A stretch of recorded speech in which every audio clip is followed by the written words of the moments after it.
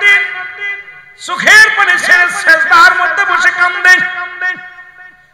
পিতৃরা বিশাল একটা পাথর চালান দিলেন, পাথরটা এসে খাজা মাইনুদ্দিন চিশতির মাথার উপর দিয়ে শুধু বনবান করে গনে। এখন বলে খাজারে খাজা বলা যাবে না, খাজা শব্দের অর্থ সম্মান, বাবা শব্দের অর্থ ভান্ডার বা দয়া, খাজা বাবা। এখন আমরা পীরকে বাবা বলি, এটা নিয়েও সুন্নিয়াদেরকে অনেকে বলে খাজ, খালি ওরা বাবা বাবা বলে পাগল হয়।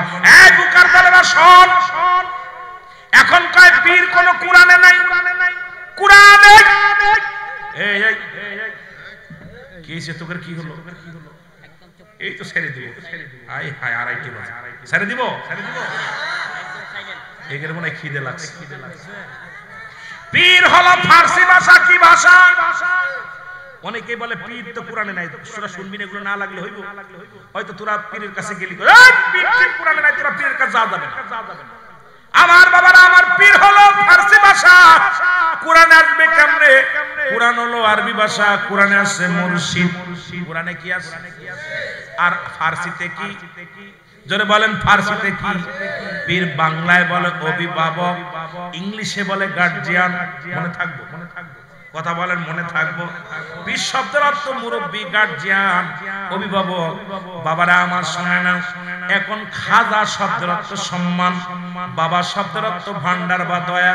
এখন যদি কোনো ব্যক্তি বলে খাজা মাইনুদ্দিন চিশতি, খাজা গরিবে নওয়াজ, খাজা উসমান গনি হারুনি, খাজা শাহজালাল ইয়ামানি, এখন বাবা বললেই দোষ লেগে যায়। আগে বুঝতে হবে খাজা শব্দের অর্থ হলো সম্মান। খাজা শব্দের অর্থ কি? জনাব শব্দের অর্থ কি? সম্মান। হযরত শব্দের অর্থ কি? সম্মান। মৌলভী সাহেব, তোমার নামের আগে হযরত লেখো, কোন কিতাবে পাইলা? এটা মানো জনাব, মানো সম্মান। মুসলমান হযরত মানো সম্মান। খাজা শব্দের অর্থ সম্মান। তোমার বেলায় হযরত লিখলে মজা লাগে, আর ওলিদের বিষয়ে খাজা কইলে তোমার মন খারাপ হয়। তার মানে বুঝতে বাকি নাই তুমি কত পানির মাছ, কত লেখাপড়া করছো, তোমার জ্ঞানের প্রসারী কত দূর বোঝা হয়ে গেছে। জোরে বলেন ঠিক কিনা? ওনার নামের আগে শায়েখ লাগে, হযরত লাগে, এতে দোষ নাই। পীরের আগে খাজা কইলে দোষ। তাহলে খাজা বাবা একজন সম্মানিত ব্যক্তি। মুসলমান গভীর মনোযোগ, খাজা অনেক হতে পারে। প্রিন্সিপাল যেমন অনেক প্রিন্সিপাল হয়, একজন প্রিন্সিপাল, কথা কয় না, প্রিন্সিপাল হাজার হাজার প্রিন্সিপাল, হাজার হাজার মাওলানা, তবে বেশ কম আছে। এখন বলে খাজা বললেই বলে খাজা মাইনুদ্দিন চিশতি, আর কাউকে খাজা বলা যাবে না। এই বুকার দলেরা বোঝে না, খাজা শব্দের অর্থই বোঝে না। মুসলমান শোনো, প্রিন্সিপাল শুধু ঢাকা আলিয়া মাদ্রাসার যিনি শিক্ষক, উনি প্রিন্সিপাল নয়। আপনাদের সিলেট শাহজালাল আহমেদ শাহ সিলেট একটা বিশ্ববিদ্যালয় আছে, ওখানে যিনি প্রধান উনি প্রিন্সিপাল। মুসলমান ওখানে আলিয়া মাদ্রাসা ওখানে ওনাকে বলা হয় প্রিন্সিপাল। মুসলমান শুনে নাও, তবে মুসলমান এইরকম প্রতিটা মাদ্রাসায়, প্রতিটা কলেজে এক একজন প্রিন্সিপাল আছে। খাজা শুধু ওই মানে সিলেট কোথায় ভারতের বর্ষে নাই, বাংলার দেশে অসংখ্য খাজারা আগমন করেছে। জোরে বলেন ঠিক কিনা? বন্ধু শোনো, খাজা মাইনুদ্দিন চিশতি পাথরের দিকে দৃষ্টি করিয়া কয় দাঁড়া, এই পাওয়ার দেখ, পাথর দাঁড়াও, পাথর দাঁড়ায় গেছে। যেমনি মাকাম ইব্রাহিম যারা মদিনায় গেছে, পাথরখানা ঝুলন্ত অবস্থায় আছে, যার মধ্যে রশি নাই, কোন দড়ি নাই, কোন খুঁটো নাই, একা একা ঝুলন্ত অবস্থায় আছে। আজমির শরীফে খাজা মাইনুদ্দিন চিশতির একখানা পাথর খাড়া করে রাখছে, এত বড় কয়েক টন ওজন। এরা মৌলবীরা একটু যা দেখায় খাজার কত পাওয়ার, ওলিদের কত পাওয়ার। খাজা মাইনুদ্দিন যখন পাথরের মধ্যে হাত লাগাইছে, সঙ্গে সঙ্গে আমার আল্লাহ কয় পাথর রে, আমার বন্ধু হাত লাগাইছে, বন্ধুর হাত মুবারক, ওই পাথরের সঙ্গে সঙ্গে তুমি তুলার মতো নরম হয়ে যাও। খাজা মাইনুদ্দিনের হাতের 5টা আঙ্গুলের ছাপ পাথরের মধ্যে লেগে আছে। জোরে বলেন, আর একটু জোরে বলেন। এই পাথরটা ঝুলন্ত অবস্থা আছে, আজ পর্যন্ত আছে কিয়ামত আল্লাহর ওলিদের হাতের ইশারায় হাতের ছোঁয়ায় যদি কয়েক টন ওজন পাথর যদি ঝুলন্ত অবস্থায় থাকতে পারে, আমার রব্বে কারীম আল্লাহ রাব্বুল আলামিন আল্লাহর ওলিদের এত পাওয়ার দিয়েছে, তাদের সঙ্গে বেয়াদবি করিস না, জ্বলে পুড়ে শেষ হয়ে যাবি। জোরে বলেন ঠিক কিনা? সন্তানের লাশ বাবার কাঁধে কত ভারী,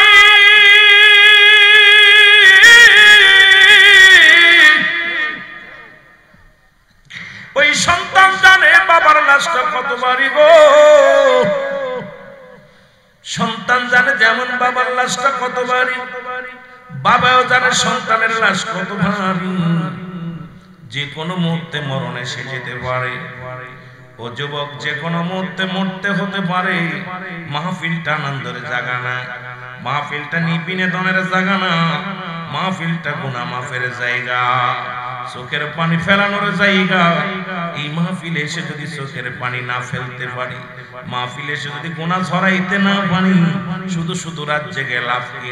ও মুসলমান শোনো, তাবারকটা আমাদের মূল উদ্দেশ্য না, মাহফিলে আলোচনাও মূল উদ্দেশ্য না। মাহফিলের মূল উদ্দেশ্য থাকবে নিজেরাও গুনাহ থেকে মাফ পাবো, কবরবাসীদেরও মাফ করাইব।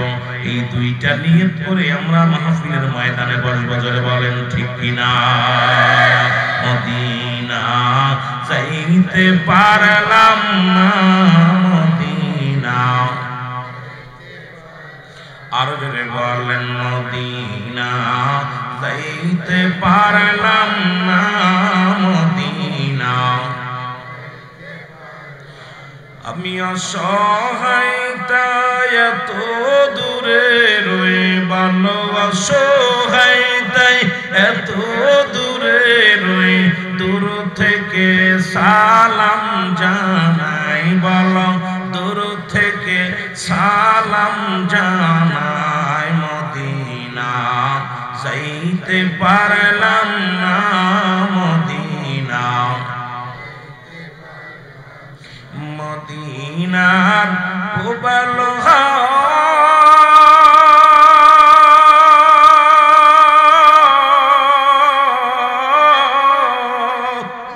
পশ্চিমে কই রাসে ধাওয়া, এই গরিব দুঃখীর সালাম খানি, গরিব দুঃখীর পৌঁছাই দিও মদিনায়, বলো পৌঁছাই দিনায়। মদিনা যাইতে পারলাম না, মদিনা লাম না, বলো মদিনা যাইতে পারলাম না, মদিনা। আমি অসহায় তাই এত দূরে রই, ভালো অসহায় তাই দূর থেকে সালাম জানাই, বলো দূর থেকে সালাম জানাই। মদিনা যাইতে পারলাম না, মদিনা দেখতে পারে না, লা ইলাহা।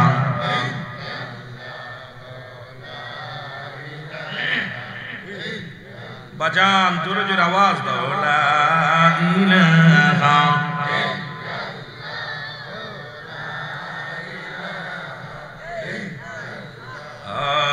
লা ইলাহা মুহাম্মদ সাল্লাল্লাহু আলাইহি ওয়াসাল্লাম। এ দুনিয়ার মুসলমান,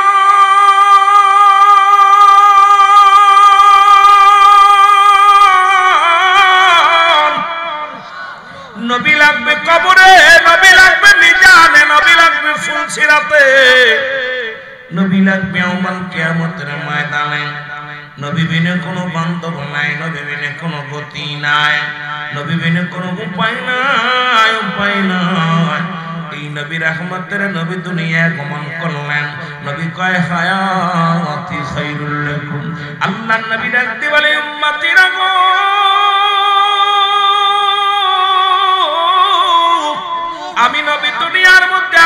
করেছি আমার উম্মতের কল্যাণের জন্য। সুবহানাল্লাহ। নবী কয় উম্মতিরা, আমি নবী দুনিয়ার মধ্যে আগমন করেছি উম্মতের কল্যাণের জন্য। উম্মতের সঙ্গে কথাবার্তা বলতে পেরেছি, উম্মতের সঙ্গে চলাফেরা করেছি, এই জন্য আমার উম্মতের জীবনটা ধন্য।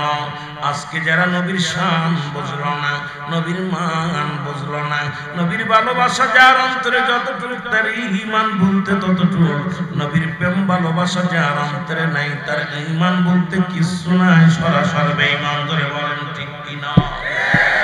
এ দরদি বন্ধু দিলের কান্ডা লাগা শোনো, বগদাদ নগরের মধ্যে বাড়ি, নাম তার জুনাইদ। জোরে জোরে চিল্লা বলা যাবে না আল্লাহু আকবার। কথাগুলো মনে রাখবা যুবক। বড় কুস্তি খেলোয়াড়, নাম হলো জুনাইদ। বিশাল বড় কুস্তি খেলোয়াড় ছিল।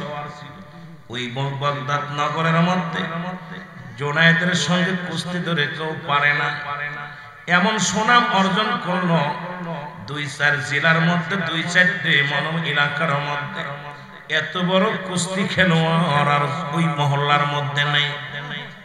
এর জুনাইদকে বাগদাদ নগরের বাদশা উনি বললেন, ভালোবাসা দিয়া প্রেম দিয়া জুনাইদকে কাছে নিলেন।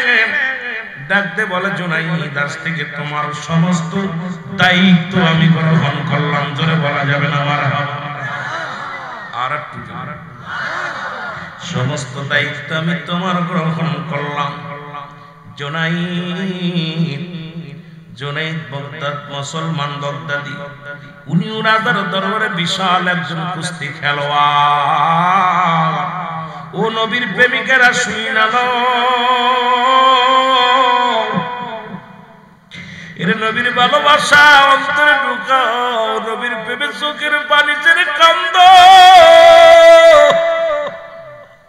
নবী বিনে বান্ধব নাই, নবী বিনে কোনো দুরুদি নাই, নবী বিনে কোনো উপায় নাই রে। ওই নবীর প্রেমের মুসলমান প্রেম দরিয়ার মধ্যে ডুবে দাও। জুনাইদ বিশাল একজন কুস্তি খেলোয়াড়। জোরে জোরে চিল্লায় বলো আল্লাহু আকবার। কুস্তিবীর জুনাইদ আসলো নবীর একজন আশিক, এক দাড়িওয়ালা টুপিওয়ালা। লম্বা আলোচনা আমি অনেক যুবকদের আলোচনা করব, বাবার এই দিলের কান্ডা লাগা শুনতে হবে। জুনাইদের সামনে মুসলমান একজন দাড়িওয়ালা টুপিওয়ালা রাজ দরবার আসিয়া ডাকতে বলে, হুজুর আমি আপনার জুনাইদের লগে কুস্তি খেলব। লোকটা দাড়িওয়ালা টুপিওয়ালা, গায়ের মধ্যে কোনো বল নাই, একদম কঙ্কাল বডি লোকের আসিয়া বলে, আমি জুনাইদের লগে কুস্তি ধরব। উজিরে বলে, তুমি কার লগে কুস্তি ধরার জন্য আসছো? মরার জন্য আসছো? তুমি নিশ্চিত মৃত্যুবরণ করো, কারণ জুনাইদের সঙ্গে কুস্তি খেলবে এমন কোন বীর বর্তমান জামানার মধ্যে নাই, বর্তমান সমাজের মধ্যে নাই। তুমি জুনাইদের লগে কুস্তি খেলবে, এটা কি মনে করে আসছো? বাবা বাড়ি ফিরে যাও, মায়ের বুকে ফিরে যাও। বলেন না, কারণ জুনাইদের সঙ্গে কুস্তি আমি লড়বই। এর জুনাইদের কাছে খবর গেল, জুনাইদ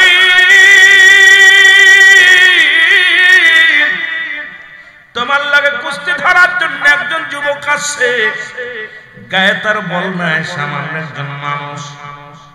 জুনাইদ একটা মিষ্টি হাসি দিয়া বলে, কবে ধরবে?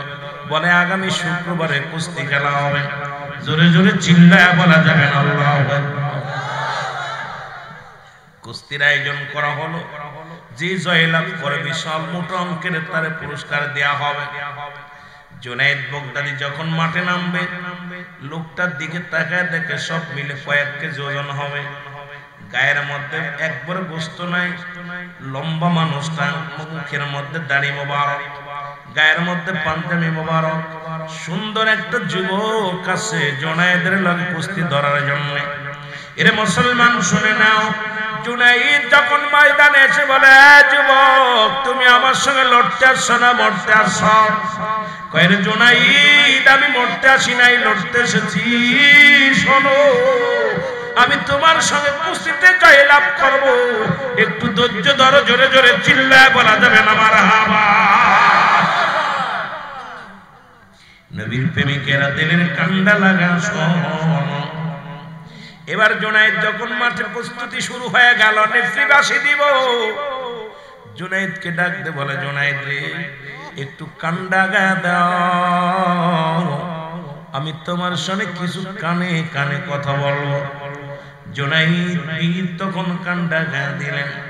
আগায় দেওয়ার পর কুস্তিবীরে ডাক দে বলে জুনায়েদ রে,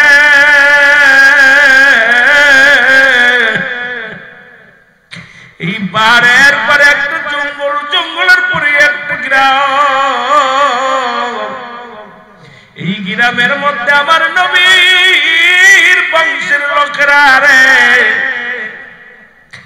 আজ একটা সপ্তাহ হয়ে গেল অনাহারে আছে, ক্ষুধার যন্ত্রণায় ছটফট করে। জুনায়েদ রে, ও জুনায়েদ, সৈয়দ গোষ্ঠীর মানুষেরা না খেয়ে আছে গো। জুনায়েদ তুমি যদি দয়া করে আজকে কুস্তিতে আমারে জিতায়া দাও, এই পুরস্কার যা পাবো এটা আমি নবীর বংশের লোকের মুখে রাহার জোগাড় করব। জুনায়েদ রে, আমরা সৈয়দ গোষ্ঠীর মানুষ হাজার, তার কাছে হাত পাততে পারি না। ডাকতে বলে জুনায়েদ রে, নবীর আওলাদ যদি মানুষের কাছে হাত পাতে গো, মানুষ কি বলবে? এই জন্য জুনায়েদ আমি এসেছি তোমার সঙ্গে কুস্তি লড়ে, তোমার থেকে খান থেকে জয়লাভ করে যে হাদিয়া পাবো, এই হাদিয়া গুলো নিয়ে রহমতের নবীর আহলে বায়াত, রহমতের নবীর বংশধরের মুখে খাবার দিব। জোরে জোরে চিল্লায় বলা যাবে না সুবহানাল্লাহ।